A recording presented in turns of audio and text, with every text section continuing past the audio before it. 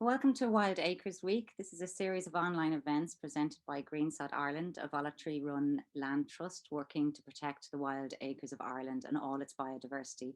I'm Ashley Downey. I'm here with my colleague Michelle Tighe. Today we present to you Wild Acres Week, which is a series of events, but that includes workshops, a citizen science youth panel, and a series of talks. We've designed Wild Acres Week as a celebration of biodiversity, as well as a way to explore the importance of biodiversity and ecosystem restoration. We've invited scientists, artists, environmentalists, and generally concerned citizens to share their stories, to discuss their knowledge of biodiversity, and hopefully help us understand more about what role we can play to help protect the nature and all its biodiversity. I'm delighted to be hosting today's talk, which focuses on the phrase wild acres and rewilding Ireland. We have some really interesting speakers, and I know that myself and Michelle are really excited to hear their insights and their stories. So a huge thank you to them for joining us today, and indeed for all of you for giving of your time. So before we start, what I'd love, if it's okay with everyone, is to maybe enter into the chat box whereabouts you're tuning in from. For those of you who don't know where the chat box is, you might find it down on the bottom part of your screen. So again, just whereabouts in the country or the world you're tuning in from. And again, I'd love to ask the question, as the whole event is about biodiversity, wonder what is biodiversity to you?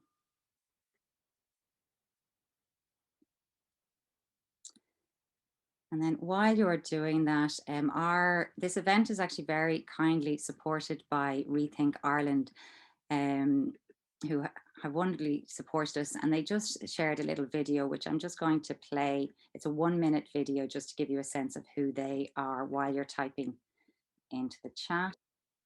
I'm Aisling Redmond, and I'm the Fund Manager for the Innovate Together Fund at Rethink Ireland. Rethink Ireland is a not-for-profit organisation that was set up to find and back the best social innovations around Ireland, and provide them with the supports to enable them to scale, grow, and maximise their impact.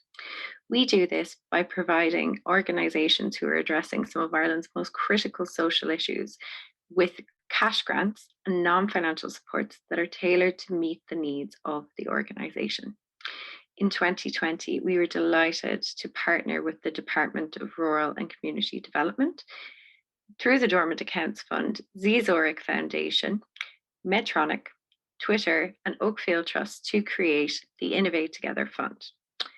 This fund sought innovative solutions and responses to the challenges that COVID-19 presented to our communities, but it also sought innovative solutions to how we would live in the new normal and in a post-pandemic world. Through this fund, we support 71 organisations who are addressing a multitude of issues, including mental health, education, disability, community outreach, and of course, environment. We are delighted to support the work of Green Sod on its Wild Acres project.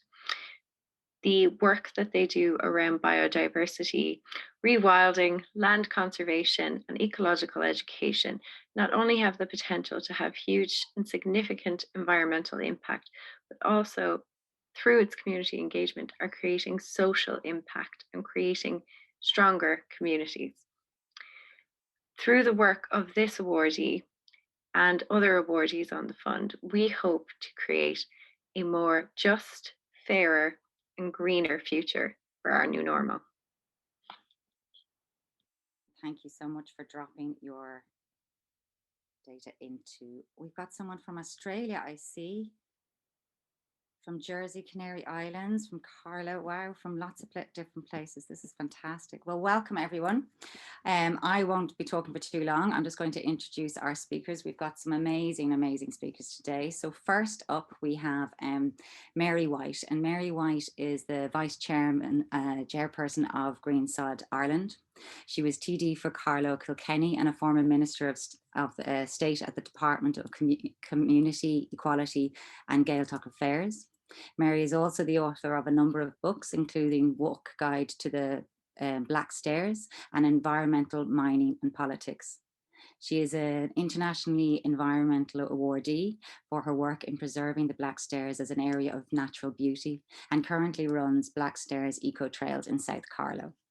Mary has many, many years, I think over 20 years experience in caring for the environment, and she is passionate about organic growing and hill walking. Today, I'm delighted to have Mary speaking to us about her experiences of working with Green Sod Ireland, the philosophy of the organisation and the context of the wild. So we're delighted to have you, Mary. Thanks very much indeed for that warm introduction. Hi, everybody. I have to say, working with Green Sod is an absolute bliss compared to working in Leinster House, because while it was a very great privilege to be a TD and Minister of State, always at the back of my mind was the pressing need to protect biodiversity. And indeed, one of the journalists in Leinster House used to say, when I spoke on any matter, it was like the Discovery Channel. So I'm moving back now to my absolute roots and passion to working with Green Sod and an amazing group of people, both volunteers and also our board, who come together from all walks of life and are driving Green Sod forward with tremendous new initiatives, which we meet once a month, every 2 months, to discuss how we can protect the land donated to us in perpetuity to protect the biodiversity. So for those of you who don't know Green Sod, it is a land trust, and our sole brief is to protect land for land's sake itself and to protect everything on that land, biodiversity in all its forms, from the tiny little dung beetle to the seven-spot ladybird to lacewings to butterflies that we were talking about there now, to birds, badgers, mammals of every sort. And we're very lucky that we had two amazing founders, Melissa Griffith and Nellie McLaughlin, who have been the pioneers of Green Sod, and we are carrying on their dream of creating these wild acres throughout Ireland. Starting with a very small pocket of land in Red Bog on the Carlow-Wicklow border. I met an amazing man when I was in politics, and he had a long, long beard, like Longfellow the poet or some extraordinarily mystical person. And when I went to visit him, he wanted to do something with his land, and I didn't know about Green Sod at the time, and subsequently met Nellie McLaughlin and Melissa, and I said to them, I have the deeds of this man's land in my home. This is the first piece of land that Green Sod will have. And that started a wonderful list of donors who have given land to Green Sod up in Killary, in Connemara, in Cavan, Carlow, Cork, and lots of others in the pipeline as well. And these donors give us this land because they know Green Sod is not going to make any commercial use out of it. It's going to be protected for the wildlife, for biodiversity in all its forms, from the small to the medium to the bigger size of mammal. And it'll be kept there in order that these wildlife corridors hopefully will join up from north, south, east, west, because that's what biodiversity needs. They need these corridors to keep going, to keep moving, to keep protecting themselves. And I'm delighted that this year Green Sod was recommended to go into Rewilding Europe, which is a great, great kudos for us.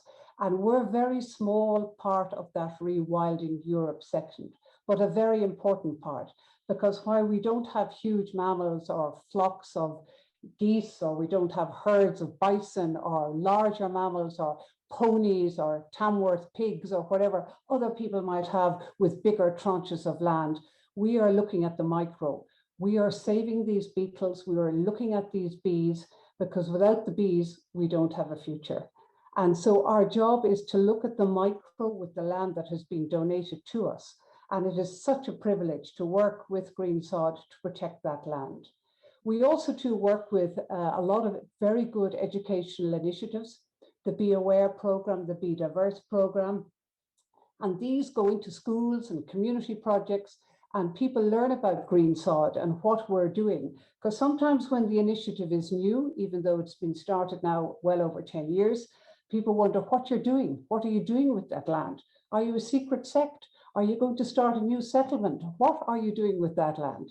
And when we tell them that we are protecting the land in order to create these wildlife corridors, in order to create biodiversity for its own sake, that we will never make a penny or a euro out of it. But it's such an intrinsically good, altruistic board, and green sod itself, and even the name, we're protecting those green sods. And we also have a tremendous initiative called Save a Sod. And I know somebody is listening in from Australia there, which is marvelous. And a Save a Sod initiative is that you can become part of green sod. You can buy a sod. 25 euros will buy you a sod.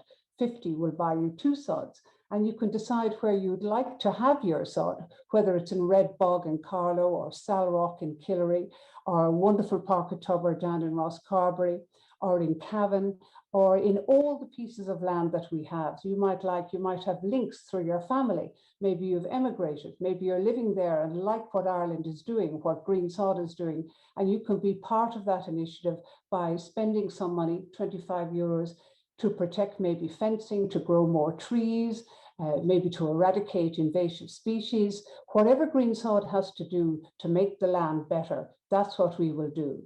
And as a registered charity, we're also delighted to have donations, whether it's land, any amount of land, we'd be delighted to receive a small pocket of land, a little copse of maybe native wood, a lovely small pocket of land, maybe with a small stream running through it. All these pieces of land will go to make up the patchwork of these wildlife corridors, which are so essential for Ireland now. I've been a member of Birdwatch Ireland for many, many years, maybe over 30 years. And to see the birds that are on the red list now, it is so frightening, the acceleration of the extinction of species. And unless we realize that we're not going to be able to open our windows in the spring and summer and hear those birds. How many of you have heard the cuckoo this year? How many have you seen a yellowhammer, one of the disappearing birds of our land?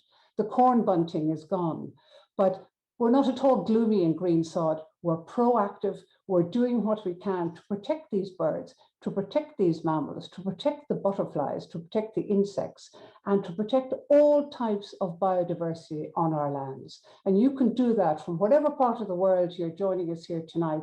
You can do that by saving a sod. And I know my time is nearly up, but I just want to read you a few lines from the wonderful environmental poet, Wendell Berry, who actually sums up everything that Green Sod is doing for our generation, for our children's generation, and for our children's generation. And it's a small poem, just a few lines, if you bear with me. When despair for the world grows in me, and I wake in the night at the least sound, and I fear for what my life and children's lives may be, I go and lie down where the wood drake rests in his beauty on the water and the great heron feeds. I come into the peace of wild things who do not tax their lives with forethought of grief. I come into the presence of still water, and I feel above me the day-blind stars waiting with their light. For a time, I rest in the grace of the world and am free. And that's the story of Green Sod. Thank you all very much.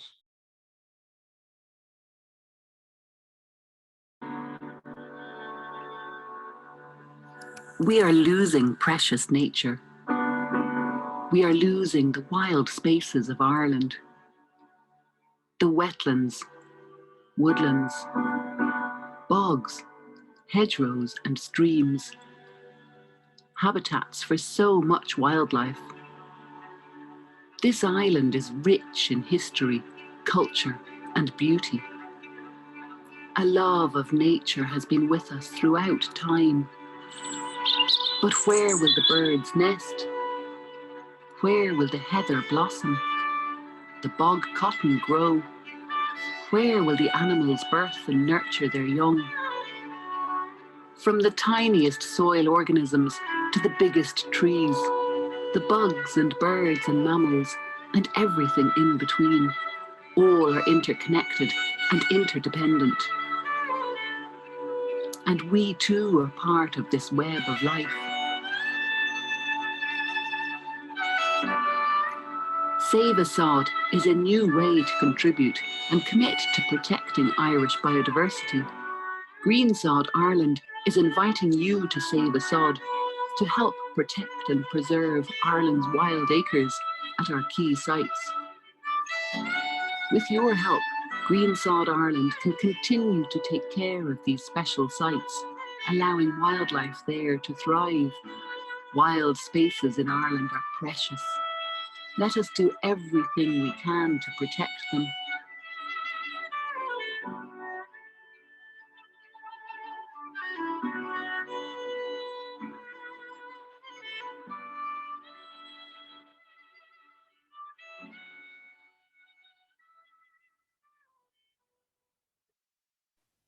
So next up we have Andrew St. Ledger, who is the co-founder of the Woodland League with another gentleman called Ted Cook.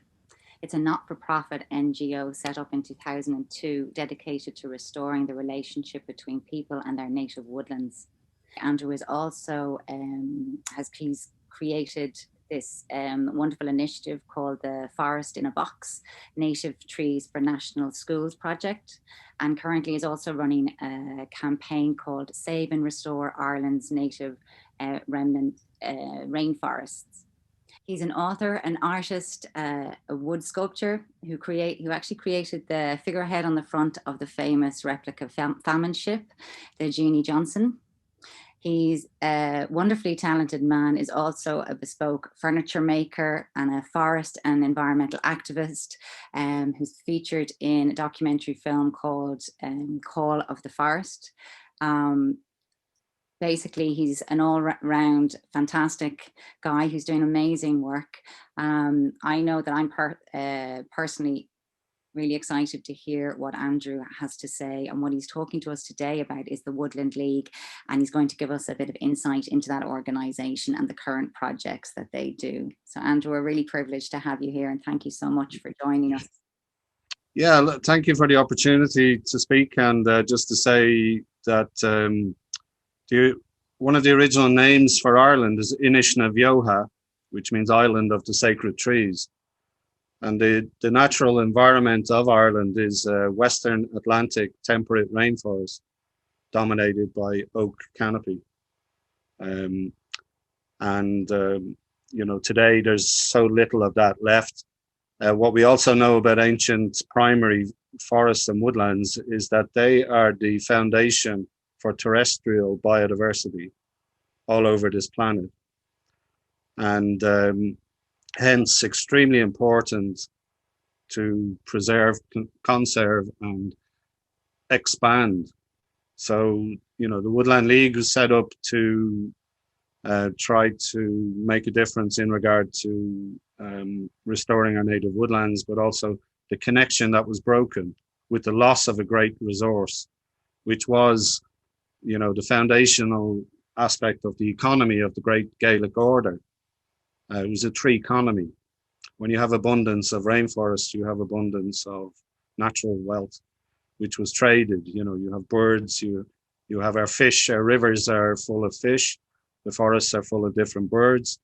And again, just to say, you know, there was also open habitat and heaths and bogs, which have other specific types of habitat, which are also very important and should not be forested by, you know, either native or commercial forestry. But as I say, this amazing resource we lost, and that the beginning of the catastrophe, you could say, of biodiversity loss is linked with the destruction of our great forests. There were 5 great woods are listed in the Annals of the Four Masters. The Annals of the Four Masters was written in the 1600s by 4 different authors connected with the Franciscans, who were trying to hold together the ancient history of Ireland and trying to update it at the time. And so the Annals of the Four Masters was an attempt to hold what was left historically. And they mentioned 5 great woods. So one of the Woodland League projects is the Great Forest of Ochty. It was one of these great woods.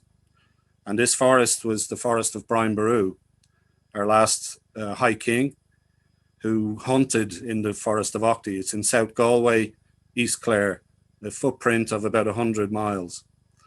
And in about 2010, I drafted a proposal that the Forest of Ochty should be basically to look to make corridors between the pockets of this great forest, you know, of which there are many, numerous small pockets, including one of the largest ancient woodlands in the west of Ireland, is up near is in near the Owen Dullalee River, and it's 150 hectares. And surrounding that, there are a number of other woods. You also have Raheen Woods with the great Brian Boru tree, the oak tree nearby. And we propose that these pockets be joined by corridors to look to create corridors between these pockets, because the complexity of biodiversity that is in these ancient woods is, cannot be recreated by planting, and it can only really be allowed to move by offering space for nature. So corridors and expansion is part of that campaign we have running, with 2,500 signatures and rising as we speak. We started it during lockdown. And the other thing with the Great Forest of Ockley, we have 32 place names associated with oak. You've got Derry Ulk, you've Derry Nagita, which almost sounds Indian. We have Derry Nabaha. You've, as I say, 32 townlands and no oaks to be found. So our townland place names give us indication of where these 5 great woods were. And we would like to see, again, other communities find their great wood or the footprint of their great wood in order to basically make sense of ecological corridor, of creating corridors, wooded corridors, for maximizing the impact of biodiversity. And also, the townlands give us a tangible link to the past. And also our ancient primary forests are one of the only landscape, a feature that contains the past, the present, and the future in the one place. And that's a very powerful place to be, which is also why they are so valuable, and why they have such an impact on us. As I say, we can imagine times gone by. So that would be a kind of macro project. And when we got involved with Diana Beresford Kruger and the Call of the Forest, the film, which is available to watch on Vimeo on a pay-per-view, we also started looking at how we could respond to the call of the forest. And that's where the Woodland League Forest in a Box idea came from, that this could be a micro aspect to the macro of the Great Forest of Ockley. And also a means by which children and parents and teachers could actually actively engage in addressing biodiversity loss and climate change, a simple way they could take action. And the idea also was that in a 1 square meter box, you could grow approximately 200 trees, native trees, mostly oak and hazel. The nut type seeds are most suitable. And the forest floor in the box is a copy of the woodland floor, healthy woodland floor, with active mycelium, which is very important for the health of the trees, of the young trees, immune systems. And the idea, as I say, we've been developing it. We have approximately, I think it's 31 or 32 boxes in 7 different counties. And we've slowly been developing it and working with county councils, very limited funding. The Agenda 21 funding. And again, it's an ideal Agenda 21 project because it's acting locally and thinking globally. And, it's another thing, what we do locally, we also need to see the bigger picture, and that how we can help, contribute to the global issues and problems. And in that respect, the Woodland League are also members of the Global Forest Coalition, which is focused on Indigenous people's rights in forests, especially for women and children. And we would contribute and be part of their campaigns, and because it's linked, we are all part of a web of life. What's happening to people elsewhere, it is our responsibility also to raise the issues. I'm trying to think. I've also been involved, where the Woodland League were invited to participate in the Yale University. It's called the Forest Dialogue, and that's been going on. Well, our participation in that is since 2014. which again is looking at issues regarding communities and grassroots peoples, native peoples, and commercial plantations, and we would have contributed to the dialogue and looking to try and improve situations globally. Also, I was going to say, yeah, just in regard to that petition with the signatures on for the ancient woodlands and the connectivity and the corridors, the other action is the expansion of those ancient woods we'd like to see happening. And the third action would be that Coillte would actively participate in the corridors and assisting the expansion and the linking of these sites, because within the Coillte land bank is 27,000 hectares of old woodland sites that have been planted with conifers. These are sites which are on the 1840s maps, which were once broadleaf mixed woodland, mostly oak.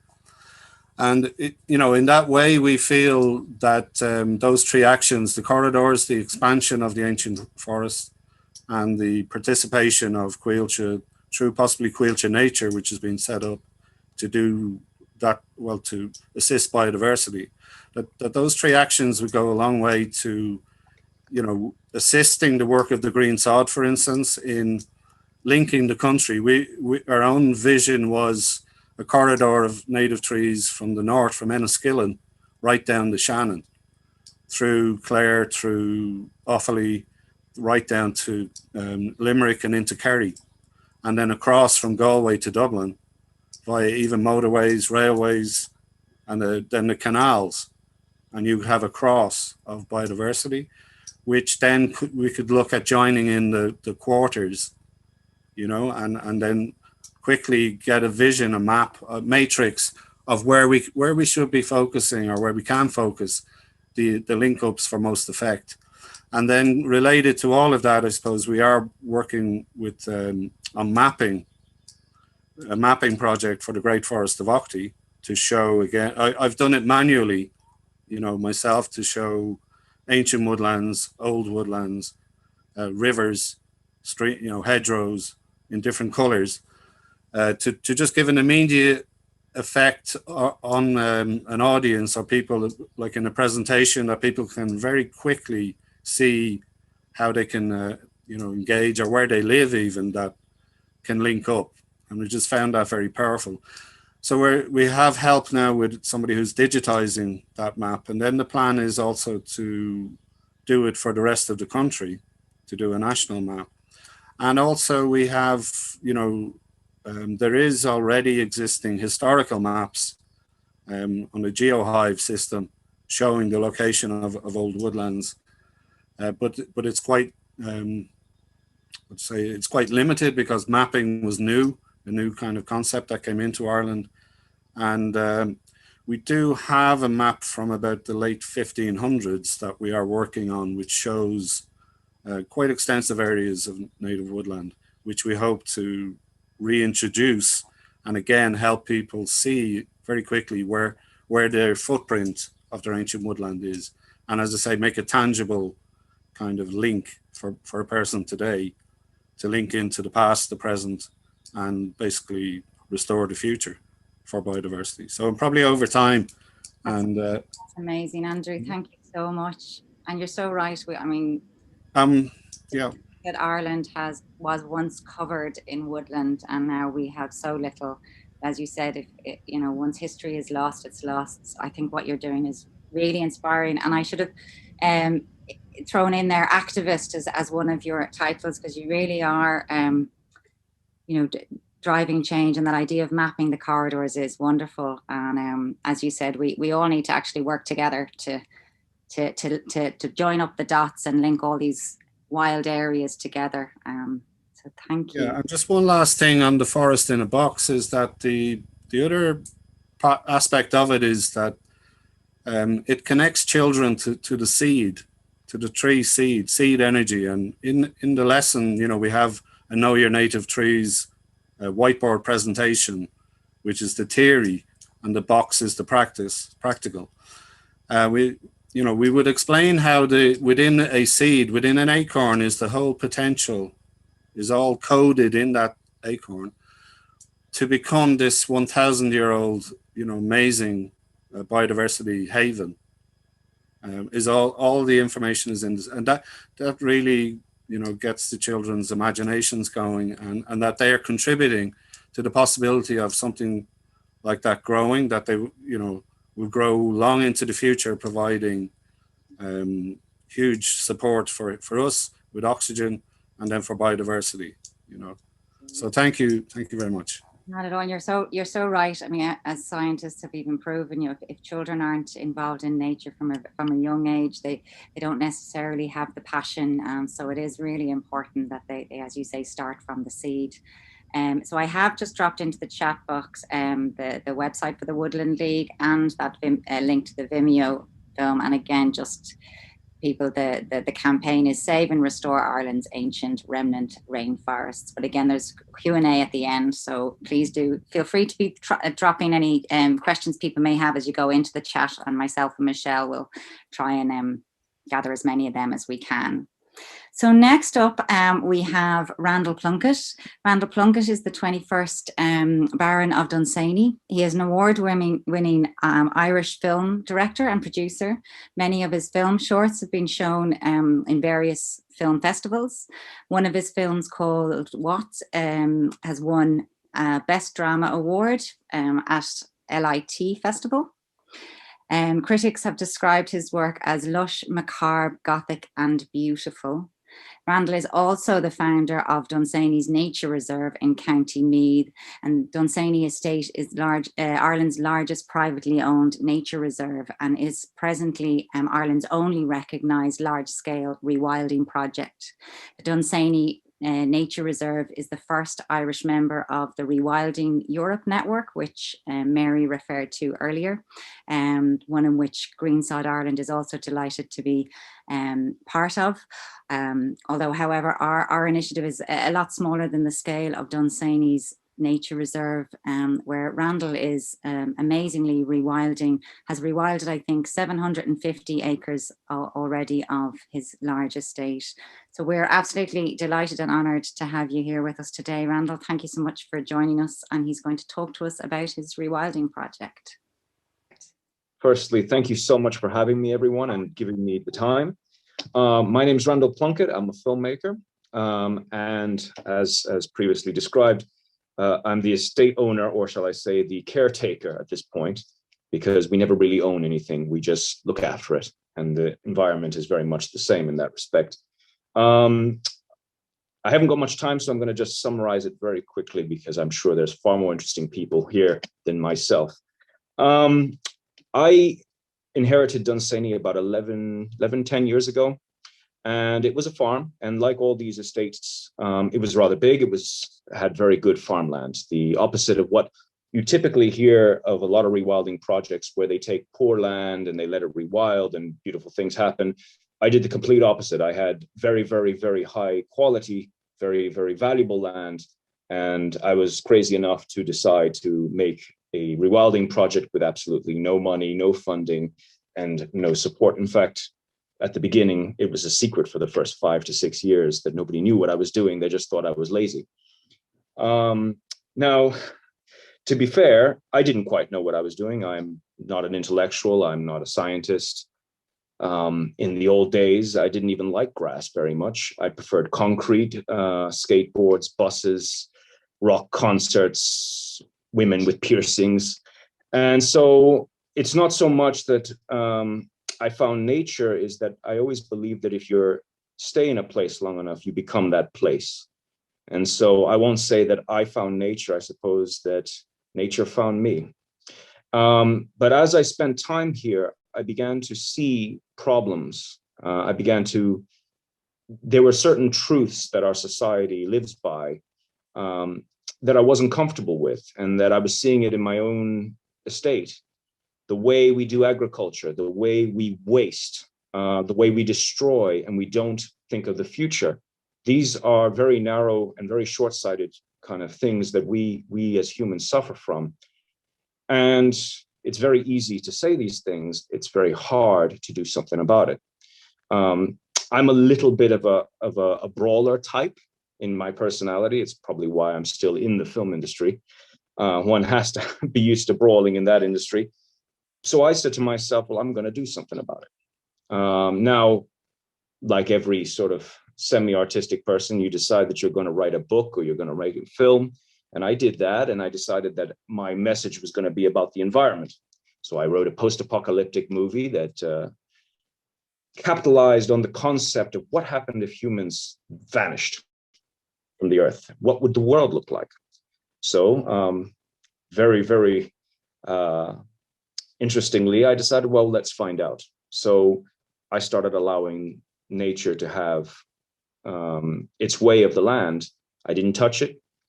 I didn't clean the drains. I didn't mow the lawn. I didn't feed it with domesticated animals. Everything was left. Wood was left on the ground. No pesticides. I was always against pesticides, may I say, by the way. Anyone crazy enough to put poison on their food deserves to go to a mental hospital. So I started doing this idea with the concept of doing a movie about it. Now, time went on, the movie never got made, but the experiences of nature were changing in front of me. And so the first year I had a bit of grass, you know, it was a lot of ragwort. Second year, a hell of a lot more ragwort, lots of thistles, lots of flowers that I couldn't really identify. And I didn't have a smartphone at the time, so I didn't have a picture this or any of those things to figure it out. So I just called them flowers, thistles and flowers. That's what I was the biggest thistle farmer in County Meath. The local neighbors thought that I was the most decadent aristocrat ever to take over Dunsany. But I persisted, and gradually the film became a secondary thing, and I started seeing the beauty of what was coming back. Saplings were growing. I was seeing more birds, more insects, more everything. And I was beginning to see the things that were in excess were beginning to reduce in numbers. I didn't have quite as much ragwort. I didn't have quite as much thistles. And suddenly I had meadows something or other, or some wild flower, or suddenly there were hares that I'd never seen a hare before. And I thought it was a dog because it was bigger than my dogs. And then we had more deer, and then we had more foxes. Then now I have had the return of so many animals. And I've just, while I was listening to my colleagues here, I was writing a list of the animals that I have seen since I've started. And bear in mind, these animals were not here before I started. We have red kites, they've come back. We have a peregrine. Didn't even know what a peregrine was. I thought it was some sort of Nordic creature. We have both kinds of barn owls. We have seen a massive explosion of badgers. We have seen stoats, pine martens. We have today, in fact, I have put up a video of a baby pine marten on our social media, and not to sell myself like a, self-serving filmmaker, please add us on Instagram and follow us there. Hares, I said hares. We have lots of hares. Now, I hope there's no hare courses in here, because officially we don't have hares, but unofficially we have plenty of hares. Snipe. Well, my whole great-grandfather used to shoot snipe. Now, I should say at this point that with the rewilding, I also became a vegan. So unlike a lot of the typical rewilding projects, this was a rewilding project with a sort of vegan ethics, shall we say, spin on it. So to be clear, no animals are harvested. We put animals back in. We don't kill animals here. Now, of course, every life here is considered equal. So a rabbit, a rat, a mouse is the same as a deer or a fox. Going back to the animals that have returned, we have woodpeckers. We started with 0 woodpeckers. Then we had the first breeding pair in County Meath as of the lockdown. Now, at the beginning of this year, we had 7. And I just got informed by my birdwatch specialist that both pairs, we have 2 breeding pairs this year, and both have hatchlings. So we're going to be above 10 by the end of this summer. Herons, I used to call them storks, but we have herons. We had loads of them. Sparrowhawks, thought it was an eagle coming at me once. And apparently it's a sparrowhawk. So species, insects, if you walk along the grasses of Dunsany, you will see things scuttling at every step. And I exaggerate not at all. Every single step, you will see things moving. I had a vet from the food safety organization of the European Union, which is down the road there. And before he retired, he said to me, because it was the second or third year I had done this, and it wasn't even rewilding back then, it was nature preservation, or should we say Randal's dirty back garden. And he said to me, the saddest thing in his life is being a vet, being a scientist who studied environment and food, and seeing how little insects are left in the soil. And then it really touched him, going across one of my fields that I had taken back from a farmer who was spraying Monsanto's greatest hits every year and putting fertilizers and stuff. And he said, to see the beetles come back, to see the fungus growing on wood was one of the, and to see the mass amount of insects, which he remembered as a child, he used to see splattered across his windscreen, to see that again at his age, he never thought he'd see it again. So that's very nice to hear. The truth of the matter, what I consider rewilding here, it's a war. The environment is being destroyed daily. And one could argue that it's progress. Some people could say that it's just we've lost touch. The fact of the matter is, it's a war. So how do you win a war? Consistency, and you pick what you can fix. Now, there's no movie anymore for me. There's only rewilding. So my war is to try and plant as many trees, to allow as much land as I can afford. And bear in mind that I've paid everything towards this. There has been no donations up to date. I am completely independent. And I'm doing this now, not so much for what I can get out of it, because it's an example. See, someone like me was born into privilege. And privilege is a funny thing because people think it's a free ride. It's not a free ride. It's a free ride to do something with it, to do something for your country, for your people, for your planet. It's the privilege to serve. That's what privilege really means. Not everybody walks that line, but that is something that my parents instilled in me. My great relatives, such as Horace Plunkett, he could have lived life very comfortably off the fat of the land, but he was trying to uplift the Irish people. And I'm very proud to be Irish. I'm very proud of where we come from. But I think we're very shameful when it comes to our environment. So rather than complaining about it, I want to do something about it. 2021 is the year we turn the world around by doing something about it. And the pandemic was a fantastic thing in many ways. And don't get me wrong, we've had casualties here. My mother died of the COVID. But it's important that we got leveled. Our society became with a question mark. Everybody was locked inside. All they could look at were the birds. We were hearing one of my colleagues here discuss about what happens if there's no more birds. We almost got a taste of that this time around, except there were birds and people started having bird feeders. I've seen more bird feeders this year than ever in my life. We have another gentleman there who's talking about planting trees in a box. This is an act of war. This is how we fight the climate crisis. This is another tool in our arsenal for doing this. So what I try to do here at Dunsany, and it's become probably the most important thing that I have ever done, is I've created an oasis in one of the most environmentally void places in Ireland. And it's environmentally void, not because we have poor land. In fact, we have the best land possibly in the country. It's become environmentally void because we have lost complete sense and lost complete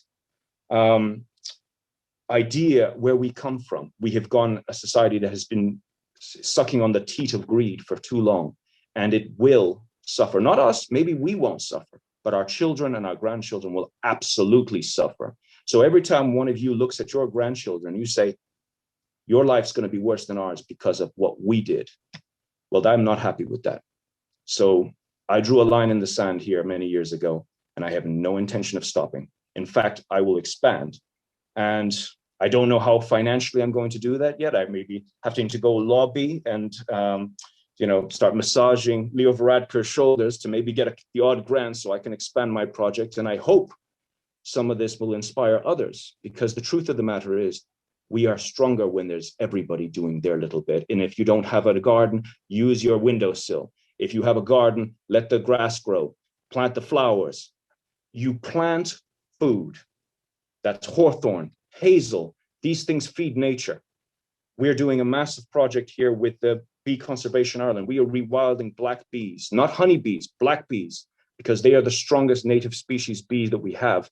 And it's not for commercial, we do it for nothing. We do it because we are Irish and we're proud and we want our environment. We also have been working with Reforestation Nation.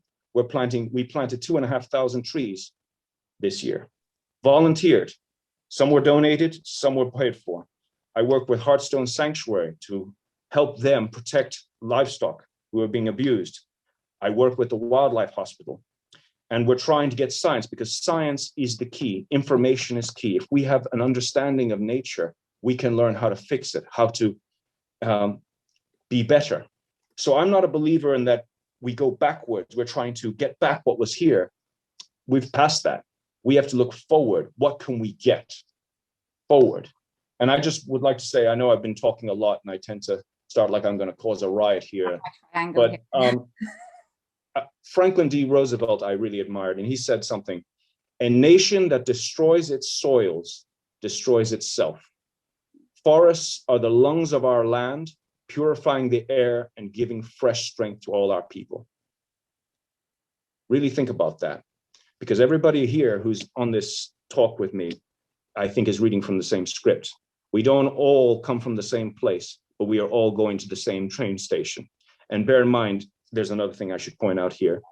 Do not be under the illusion that just because you get a free train or an electric bicycle, that this is a really a necessarily environmental benefit when they're cutting a rainforest down or destroying prime swampland to gift you that motorway or that bike path. I recently read a story about them cutting down all the aged trees of Dublin so they can have bike paths. Now, I'm all for bikes, but not at the cost of trees. So I think that's my my spiel. We're ready to invade Poland. Randal, thank you so much. Your passion is contagious, and you are so right. We really do need to take action, and strong action, and we need to take it now, because, as you said, the time is now for the future. There are loads and loads of questions coming in and comments. So thank you so much for your passion, and I hope we can talk to you again, because it sounds like you have an awful lot to say, and the work you're doing is amazing. And as you said, everyone needs to be doing their bit. So last but not least, we have Caroline Vaughan, who is a solicitor and legal counsel. I'm absolutely delighted to have Caroline here. She studied law in UCD and has been a solicitor and legal counsel for many years. A solicitor, as I like to think, with a creative side. Caroline has a passion for both the visual and dramatic arts. She is a board member of Art House in Temple Bar.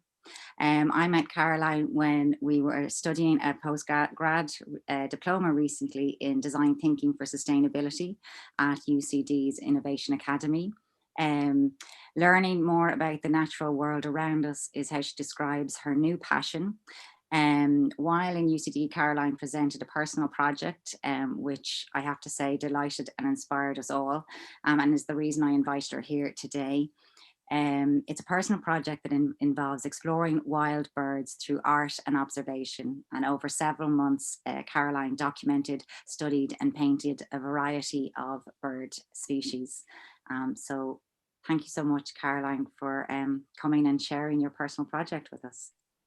Not at all. I'm feeling a little bit fraudulent because I'm not an artist and I'm not a botanist and I'm not a conservationist, but I did have fun, as you said, Ashley, doing my project. So I'm just going to share that with you, and I can just talk you through it. So hopefully you should be able to see it now. Okay, so what would you do if, as part of your college course, you were told to allot 4 hours every Friday to spend on an environmental passion project? Well, this challenge was given to the initiating class of UCD Innovation Academy Design thinking for sustainability, and I chose birds. As Ashley said, I resolved each week to identify, sketch and research a bird species that I spotted in the garden or on a walk. And I approached this by using Bloom's taxonomy. So I tried to create something so that in doing so, I was evaluating the subject and I was analysing it, and then I could apply what I learned to understand and to remember it. I was inspired initially and humbled by a pre-COVID trip to Costa Rica, and I absolutely marvelled at the local knowledge that every native had of its biodiversity. And I resolved to learn more of my own. And so armed with a simple set of watercolours and now having the time carved out every Friday, I'd no excuse. So I noticed great tits and blackbirds, and I consulted my bird book. I wrote down the date, the details of where I noticed the bird and its formal, local and Irish name, the colour of its eggs and whether it was a resident species or migratory. And then I drew it. And I saw robins and song thrushes, dunnocks aplenty, and I was excited to spot a tiny wren in the hedgerow UCD with its characteristic upturned tail. And now as I researched new species I was drawing, I was looking past the scientific local and Irish name, and I was clicking into references in folklore and tradition. And I was discovering wonderful stories of mummers and wren boys, visual feasts of starling murmurations as they swoop and they weave in a single synchronized consciousness. And starlings were introduced into the US in 1890 on the romantic notion of having all birds mentioned in Shakespeare's plays in North America.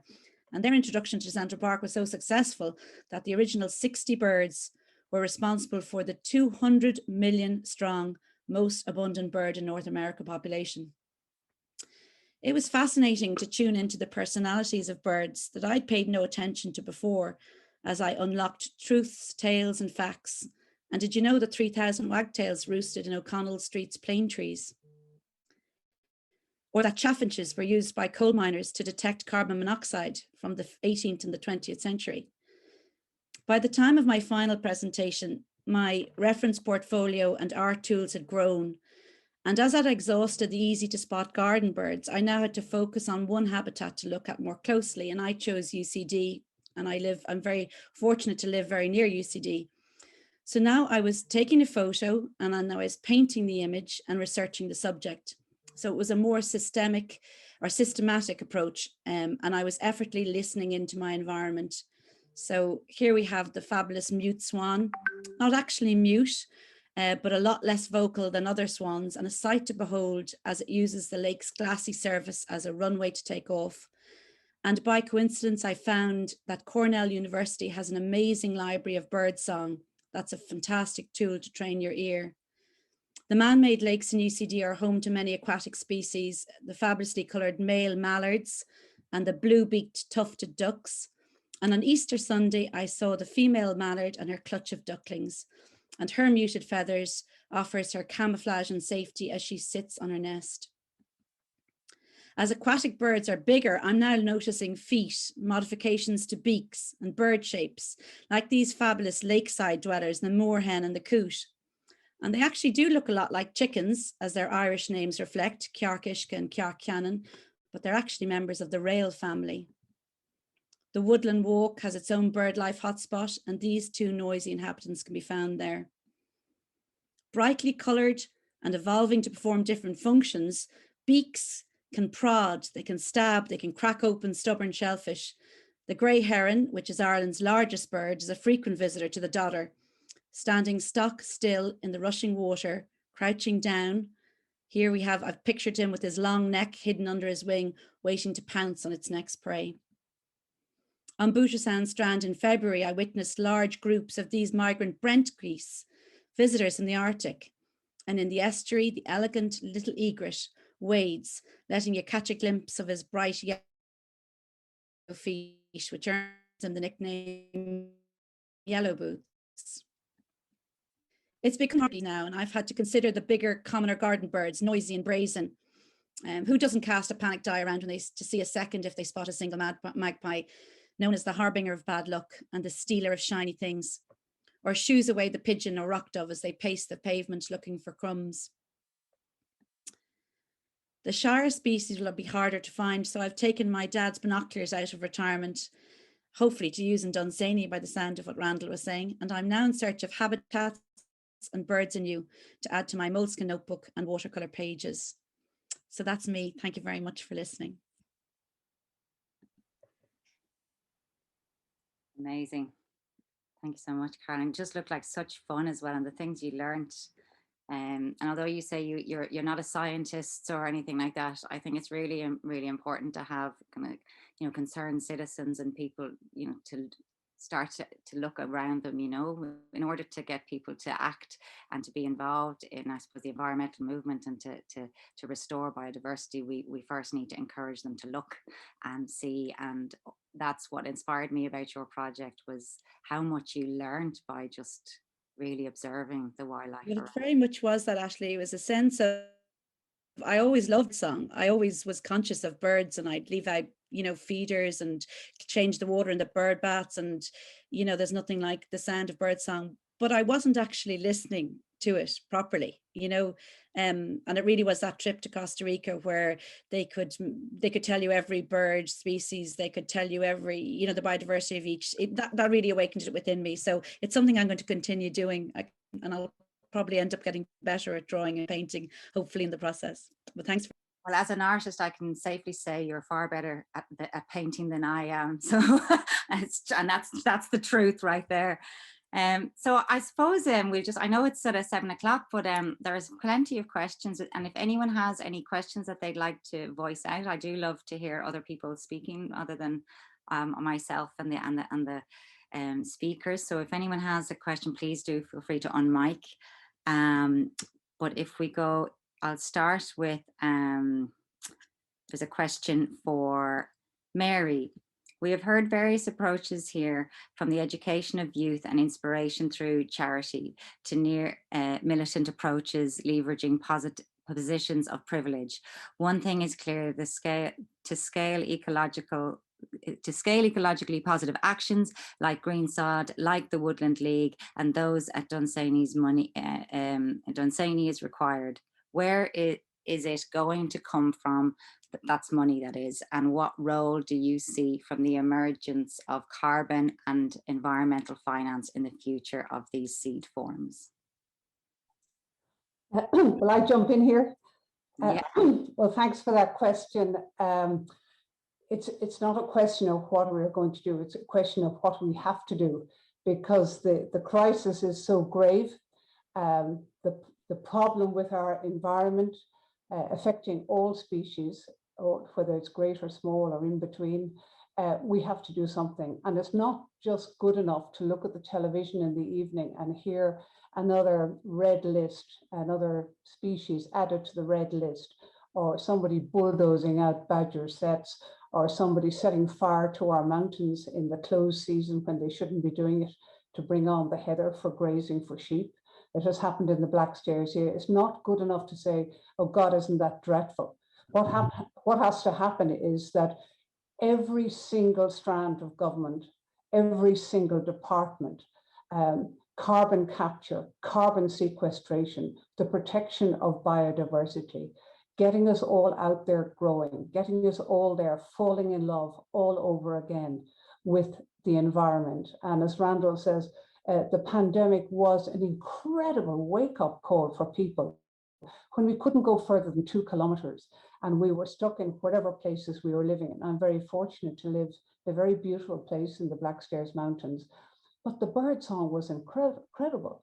The weeds were coming up between the cracks of the concrete paving slabs in my small town of Borris. The hedgerows were growing really shaggy and wild and beautiful. And everything was burgeoning because man and women and everybody else wasn't actually using a flail or bulldozing it out of it. So we got to learn very quickly what can happen when we step back from this roller coaster of development. Of course, we have to feed our world, and we have to fly sometimes using a plane going from place to place.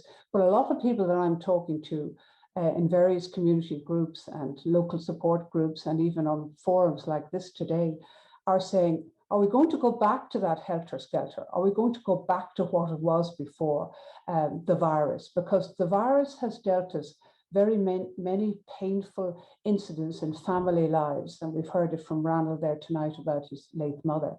But has also opened our eyes and our ears and our brains to what we can do to have a better quality of life.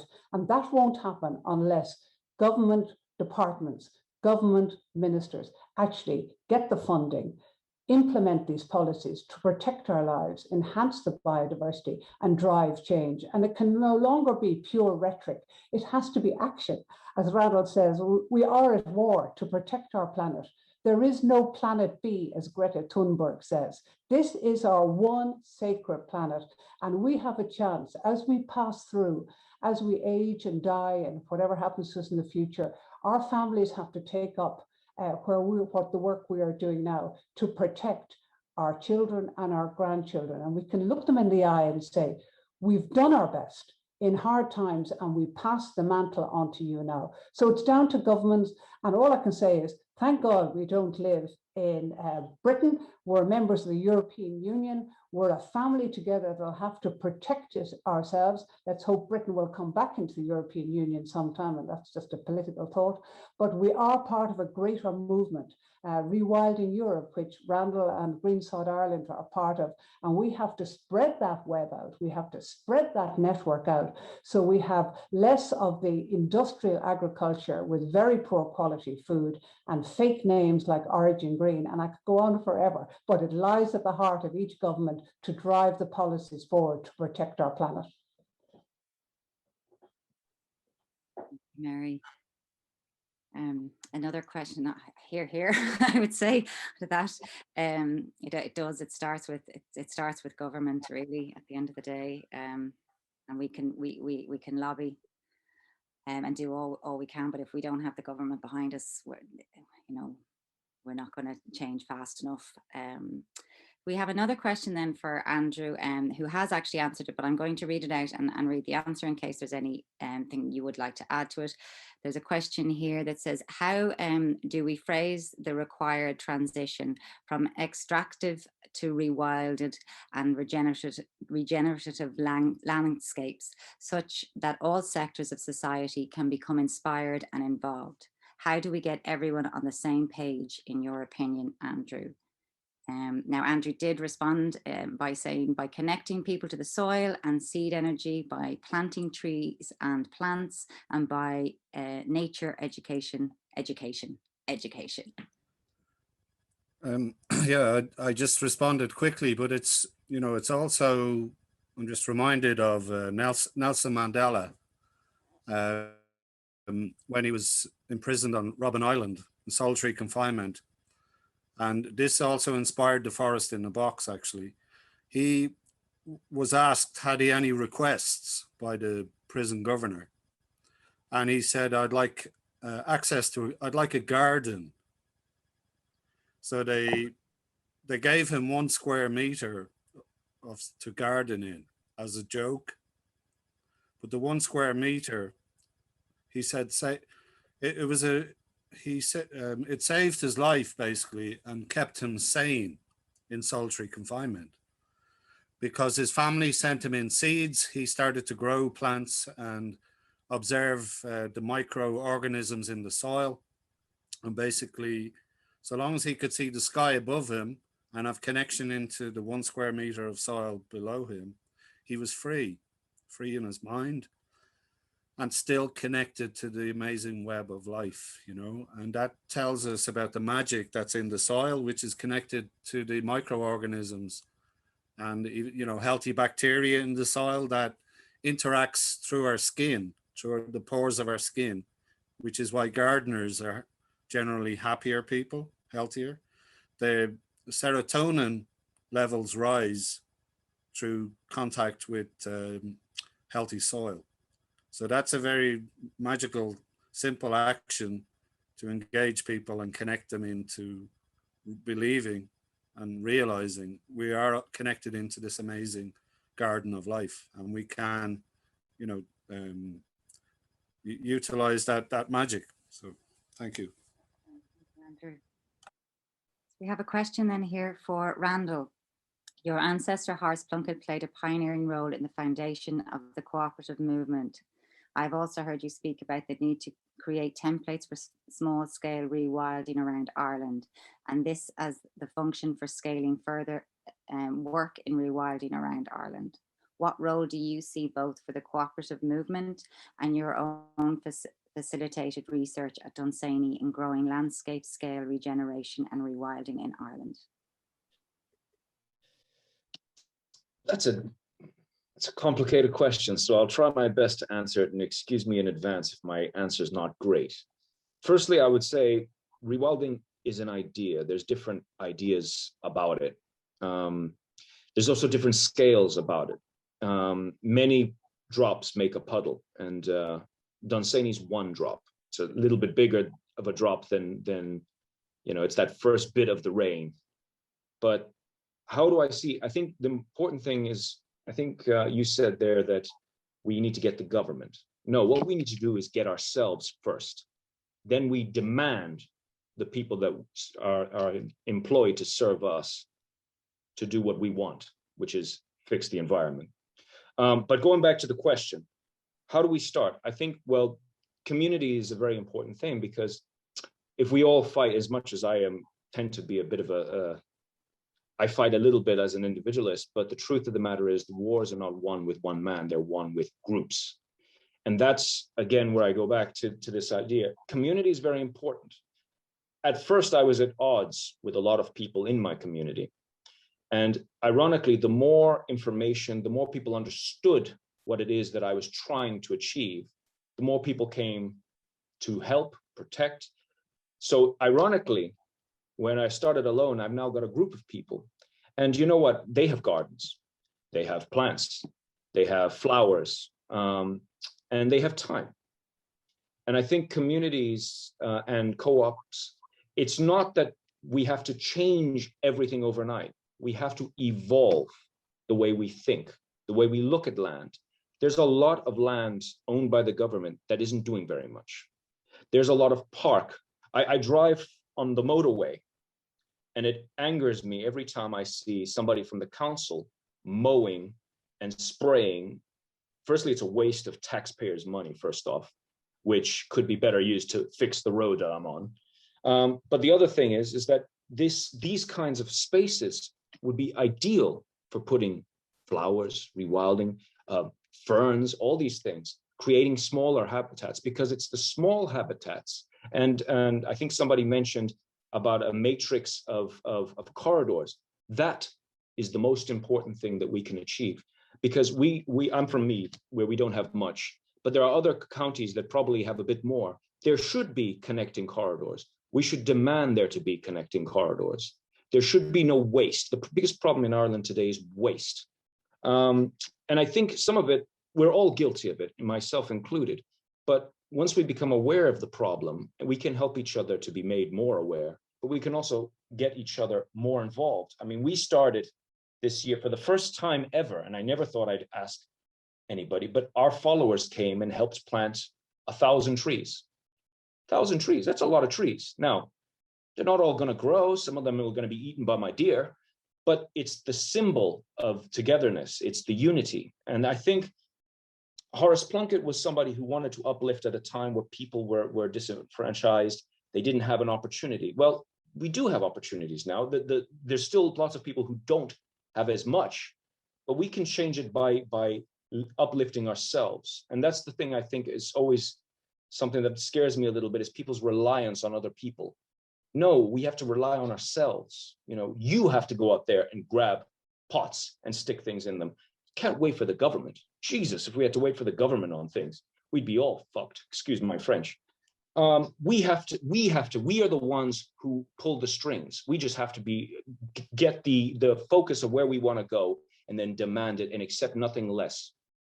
You know, we are not England, who doesn't, the government of England doesn't listen to its people. In Ireland, the government's still a bit scared of its people. As you can see, every time I turn on RTE, I see the Taoiseach speaking and doing what the people want. Now, it's not always achieving what the people want, but it is definitely moving to what the demands are. Now, if we had demanded as much about the environment as we do about housing and no water charges, we definitely do a lot better in this country.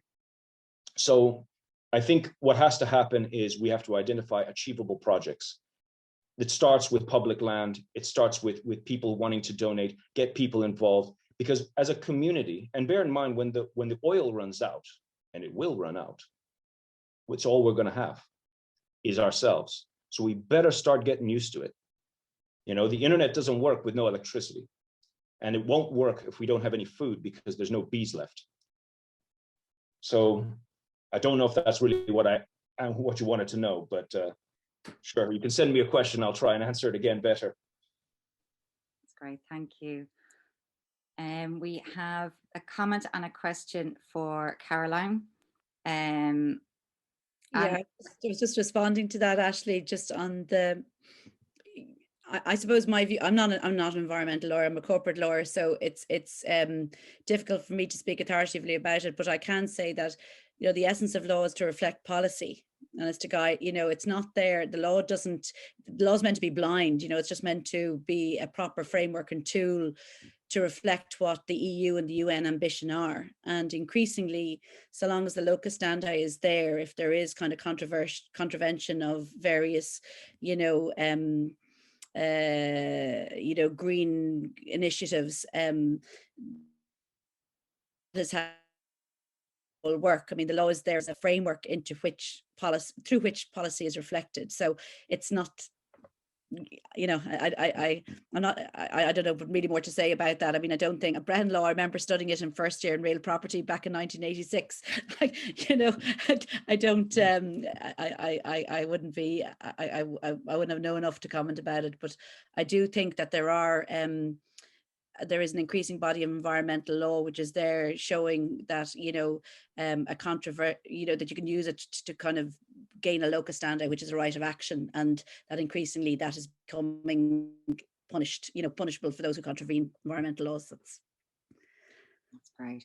And anyway, for those who can't maybe see the chat, the question was, what role do you see as a solicitor for the law in terms of the ecological use of land, and how best might law be so employed?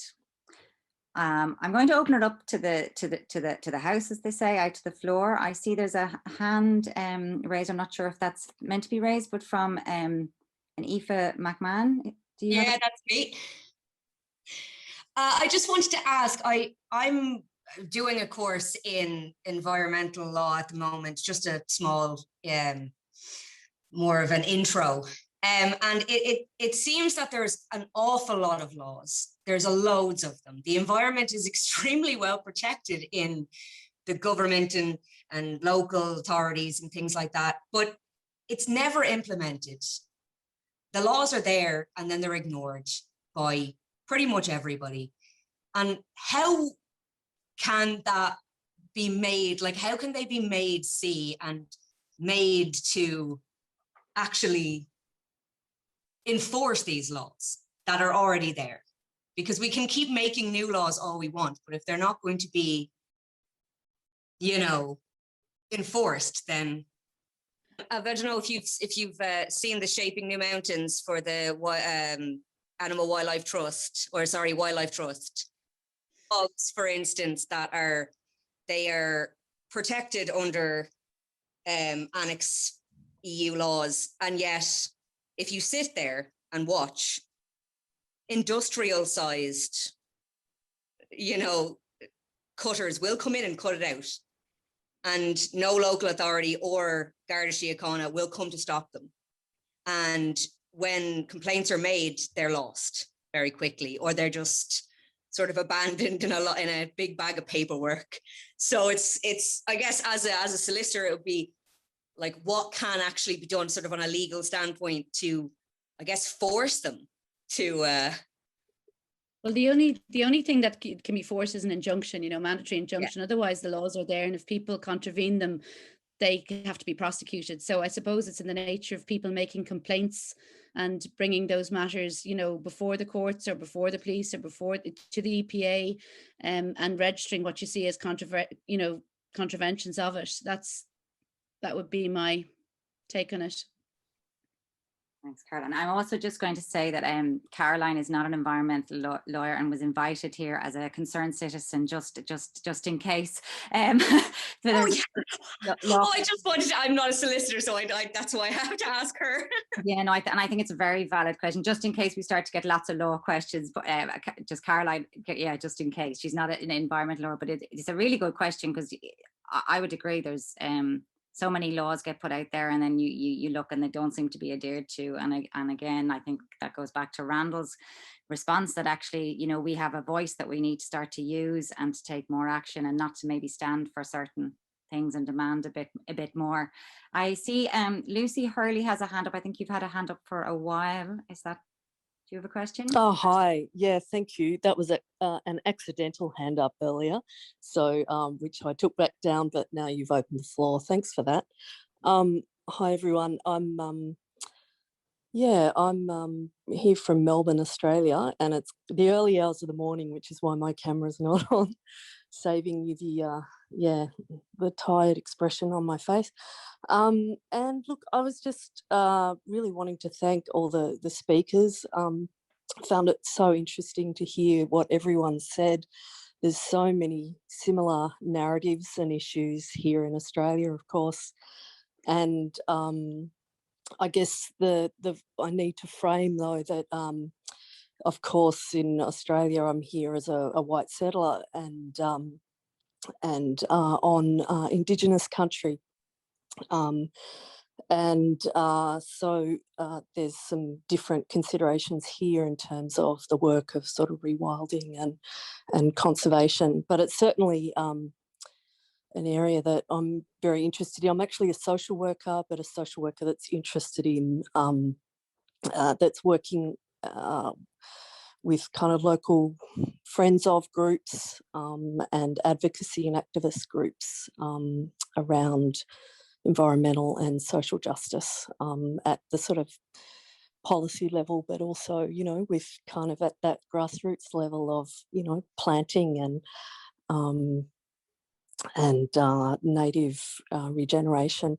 Anyway, I just wanted to say thanks. And I guess the other thing is too that I come from an Irish heritage, and I was in Ireland a few years ago, and just walking through the country and connecting with it, and found that to be quite a profound experience. And I guess my question is really about what you see. We're talking about community, and I was thinking, you know, the local and global communities and how we're connected, and what role you think like diaspora communities might play in the work that you're doing. I know that myself, you know, I'm very interested to sort of support the sort of initiatives that I've heard about today. And that question can go to anyone here, I guess. Any of the speakers like to take that question? So I didn't quite understand it. What was the question? Lucy was asking about the role that the diaspora around the world, you know, there's what, 40 to 50 million people claiming Irish ancestry. Yeah, sorry, I think I was on mute. That's exactly right. I was asking about sort of what role any of you might think the diaspora community might play with your projects and initiatives, and as someone who's personally quite interested. Well, if I could, you know, they can play a huge role, you know, in regard to supporting initiatives, in particular restoration of our ancient woodlands, which is, you know, inextricably linked to the culture.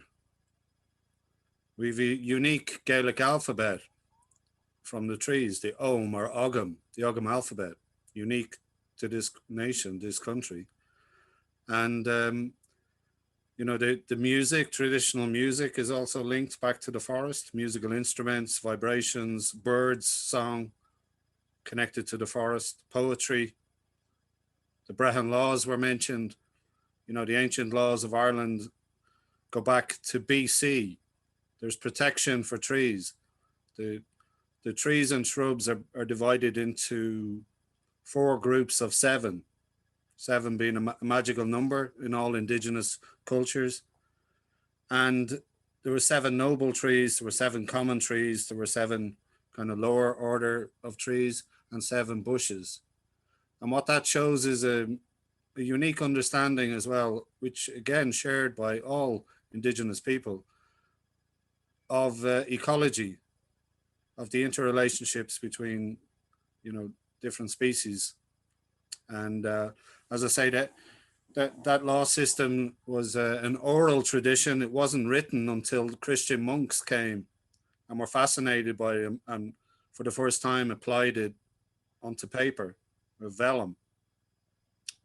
The people who were using Brehon law were capable of writing. They chose not to, because the oral tradition was so entrenched, and basically the Brehons, the poets, the lawyers were poets. They were artists, poets. They had 20 years of training in all of the disciplines: arts, medicine, plants, trees, so that they had a compendium of knowledge, which the idea being, if only one of them survived the catastrophe, they could rebuild society. So vast amounts of knowledge, which were held in their heart, not in books. It was held, they embodied their knowledge, they embodied the law. And strangely, it's recorded that the Irish loved the law, the Brehon law. It's recorded, the Normans were astonished that people would love their law. Even if a judgment was going against an Irish Gael, he rejoiced in the judgment. There was an essence of truth connected with it.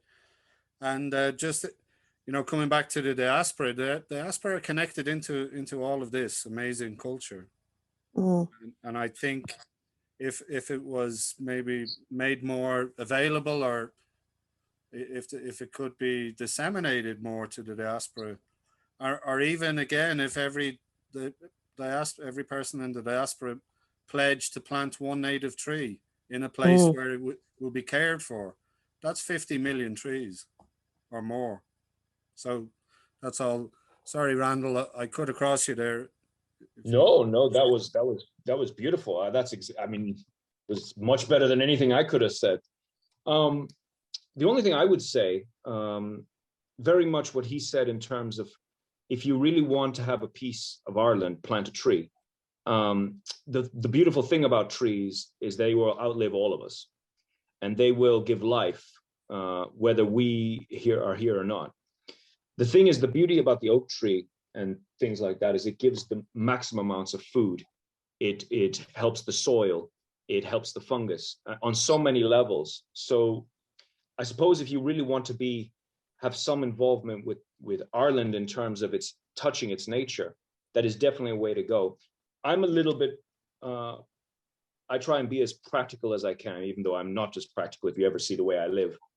I'm always a big fan of staring what you have and what can you do with what's in front of you, because I feel that it's very difficult to look further away. People say to me, well, we need to do something about the rainforest. And I'm like, well, I'm not living in Brazil. I can sign as many petitions as I like. Nobody's listening. But what can I do? Well, I've planted trees in my garden. I mean, I don't know if you have a garden. You might live in the city. But that's why I go back to it's about everybody doing what they can with the space they have. I mean, if you ever look at somewhere like, what's that place? Costa Rica? It was Cuba. They had no means, but they used every piece of rooftop, windowsill. They planted food, they planted vegetation. Maybe that's what we should be doing, because we should go by that example. Just work with what we got. It's not the best, it's not the greatest, but we work with what I got. And trees, it's the most important thing. Trees and swamps, and there needs to be there's room for everybody. And that's the same with this concept. It's everybody's got to get on it. Whether you're poor, whether you're rich, whether you're lazy, whether you're a business person. There's no such thing. It's everybody's problem. So everybody's got to get on the program and add what they can.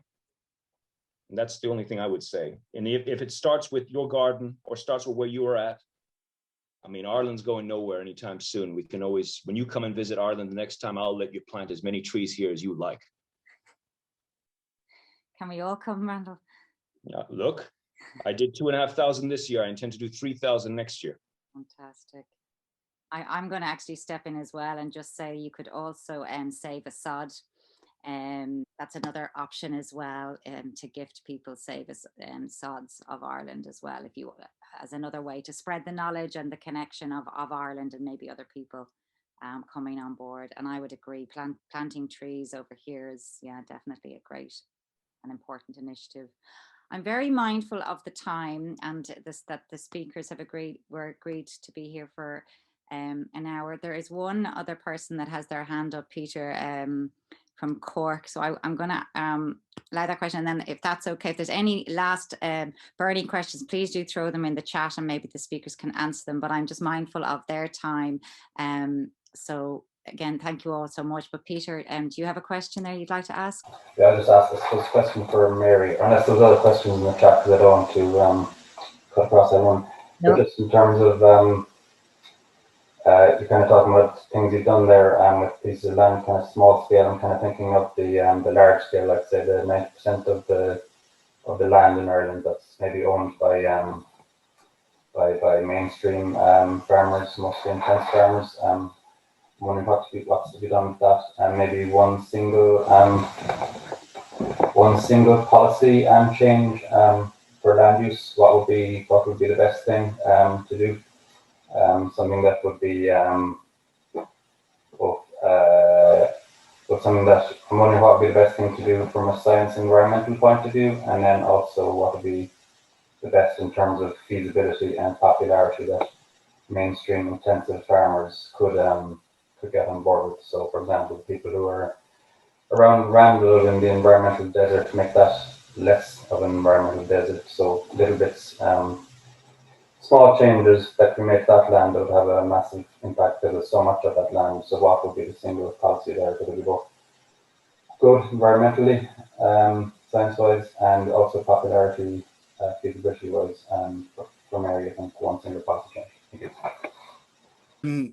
Yeah, there's 86% of the land under agriculture, and if just 5% of that was targeted for native woodland in corridors, groves, corners, what used to be called a hare's corner, where you leave a corner of a square field, the way the horses and plough would turn and leave what was known as the hare's corner, you would have 4% increase in overall tree cover in Ireland. We're struggling at 11%, which is the lowest in Europe. And the benefits of the just 5% have been recorded by Bangor University in a project called the Pont Bren project, which is 1,000 hectare area farmed by 10 different farmers in uplands, kind of poor upland sheep farming. And that 5% has had multiple benefits for water, for soil, for biodiversity and connectivity, as well as saving them money in regard to they're coppicing the trees for bedding, animal bedding, and saving themselves money. And the other huge plus, which was a surprise, was the sociable aspect of the community of farmers coming together to do the project.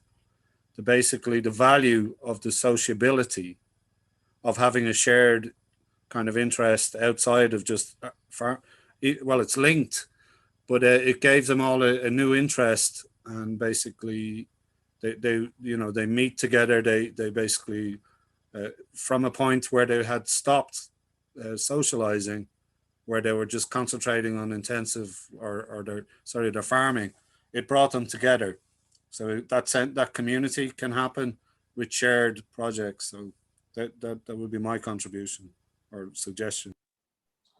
If if I could come in there, I would echo what Andrew is saying. And in this small part of South Carlow, there's a very good environmental innovation project going on in the Blackstairs Mountains with a group of farmers, getting rid of bracken, making sure that the dry heaths and the bed straws and all the native plants are there, getting to know the bird life. I talk to my farming neighbours here and they say, I can't believe what bird life is up here in the Blackstairs Mountains, hen harriers and merlins and peregrines.